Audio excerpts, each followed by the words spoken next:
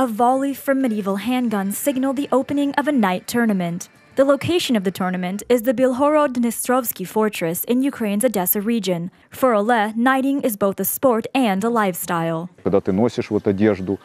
When you wear these clothes, which are a replica of the clothes of those times, when you use household items, which are replicas of the old ones, you gain an understanding of historical processes of the time.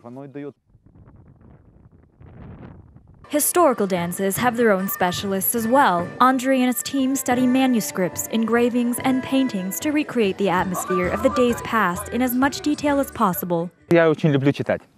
I really love reading, and in the books, this time period is described as a time of romance, adventures, beautiful ladies, dragon-slaying knights, and more. This is really engaging. After the tournament and dancing, guests are invited to a feast to try some authentic fire-roasted meat. Located near the fortress, visitors can look at a replica of a 17th century Cossack boat. The restorers admit that the boat was somewhat upgraded.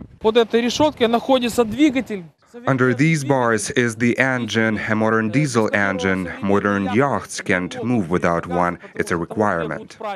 The owner of the Cossack so-called Chaika, Vyacheslav Molodyach, says that all similar models were destroyed during the Soviet Union. After Ukraine became independent, with a bit of research, a group of Cossack enthusiasts built several such boats.